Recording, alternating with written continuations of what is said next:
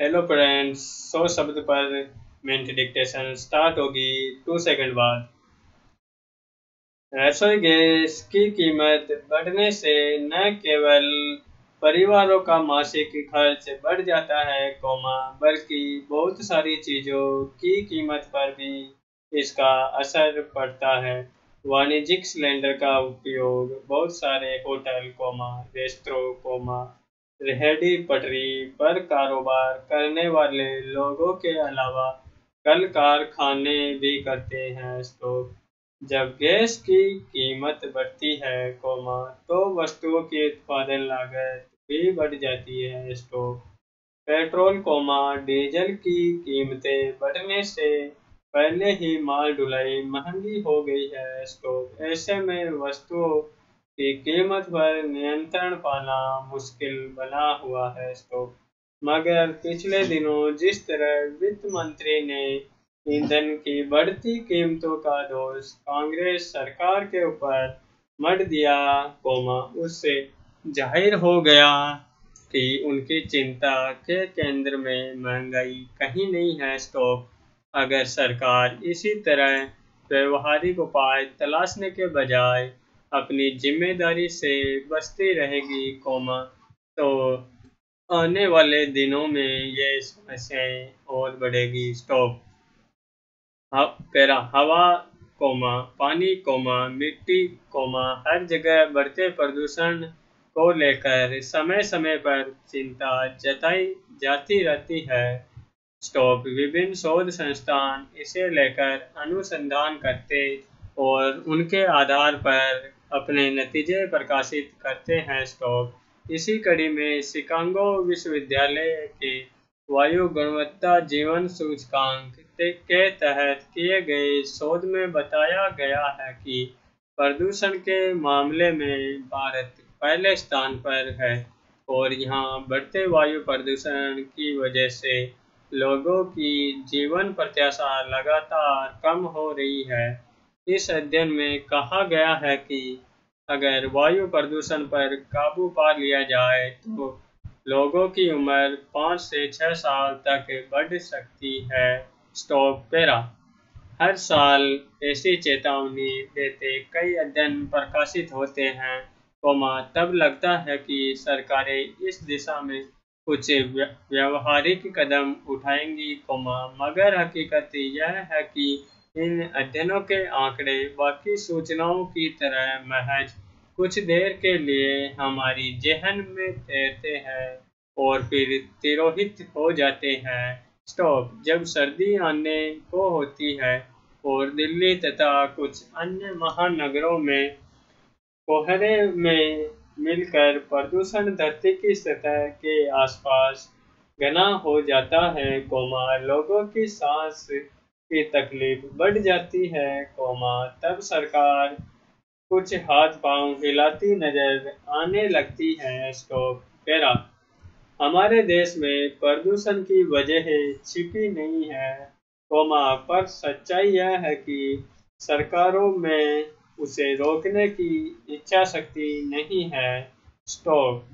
महानगरों ही नहीं, अब तो छोटे कस्बों से लेकर गांवों तक वायु प्रदूषण मानक स्तर से काफी अधिक रहने लगा है। इसका पहला बड़ा कारण वाहनों से निकलने वाला धुआं है। अनेक बार सलाह दी गई कि वाहनों की खरीद बिक्री को नियंत्रित किया जाए, सार्वजनिक वाहनों को अधिक सुगम और व्यवहारिक बनाया जाए। मगर इस पर किसी भी सरकार ने ध्यान नहीं दिया। जब वायु प्रदूषण जानलेवा साबित होने लगता है, तो दिल्ली सरकार सम विषम योजना जरूर लागू कर देती है। पैरा इसके अलावा वायु प्रदूषण का दूसरा बड़ा कारण कल कारखानों, ईंट भट्टों से निकलने वाला धुआं है। भारत अभी विकसित होती हुई अर्थव्यवस्था है, इसलिए विकास कार्यों, औद्योगिक उत्पादन पर विशेष बल रहता है।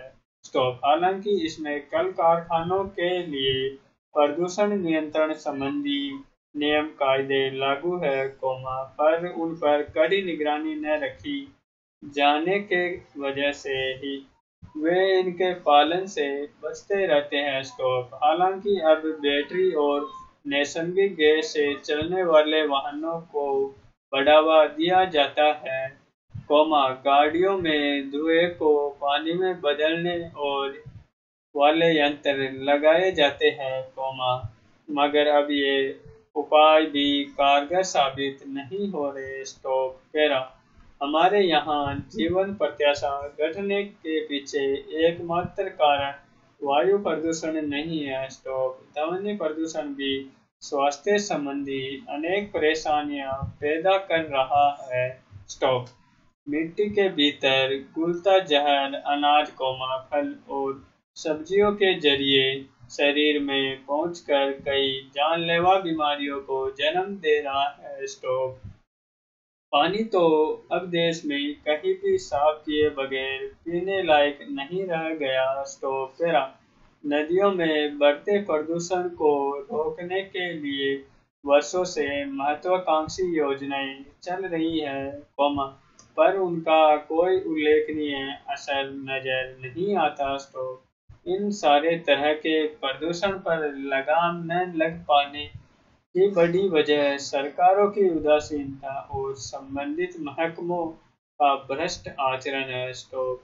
वायु प्रदूषण कम करने को लेकर सरकारों की सतर्कता अधिकतर पराली जलाने और वाहनों का प्रदूषण स्तर जांच कर उन पर जुर्माना लगाने तक ही नजर आती है।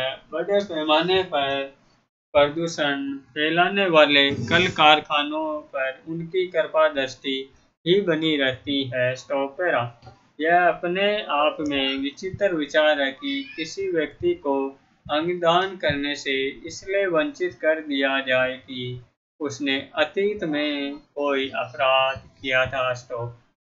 न इसे कानूनी कसौटियों के मूल्यांकन के आधार पर उचित माना जा सकता है, न मानवीय दृष्टिकोण से। स्टॉप। लेकिन केरल में यह मामला एक विडंबना के तौर पर सामने आया था कि वहाँ अंग प्रत्यारोपण प्राधिकरण समिति ने एक व्यक्ति की आपराधिक पृष्ठभूमि के आधार पर उसके अंगदान के आवेदन को खारिज कर दिया था। स्टॉप। निश्चित तौर पर यह फैसला विरोधाभासी विचारों और पूर्वाग्रहों से संचालित था, जिसे किसी व्यक्ति के बारे में प्रचलित धारणा के मुताबिक मान लिया जाता है कि उसका सभ्य और मानवीय दुनिया में कोई उपयोग नहीं रहा। स्टॉप। जबकि अपराध और दंड की समुची व्यवस्था का मूल सुधार की बुनियाद पर टिका होता है, जिससे बड़े अपराधियों को भी खुद में बदलाव लाने का मौका मिलने का विचार निहित है। स्टॉप। ऐसे में अतीत में अपराध करने वाला कोई व्यक्ति अगर अपने जीवन की यह उपयोगिता समझने के पायदान पर आ गया है कि उसके शरीर से किसी की जान बच सकती है, तो इससे बेहतर सुधार और क्या होगा। स्टॉप। पैरा। अब इस मामले पर केरल उच्च न्यायालय ने जो फैसला दिया है, उसे मानवीय कसौटियों पर एक महत्वपूर्ण पड़ाव के तौर पर देखा जाना चाहिए। स्टॉप। अदालत ने साफ लहजे में कहा कि मानव शरीर में अपराधी गुर्दा, अपराधी यकृत या अपराधी हृदय जैसा कोई अंग नहीं होता। स्टॉप। किसी गैर आपराधिक पृष्ठभूमि वाले व्यक्ति और आपराधिक इतिहास वाले व्यक्ति के अंगों में कोई अंतर नहीं होता है। स्टॉप। हम सभी के रंगों में इंसानी खून ही दौड़ रहा है। स्टॉप। जाहिर है, अदालत की यह टिप्पणी व्यक्ति के सार्वजनिक व्यवहार और उसके शरीर की प्राकृतिक बनावट को उसके वास्तविक संदर्भों में समझने की कोशिश है। स्टॉप। न कि अपने पूर्व शरीर के विचार का। Thank you.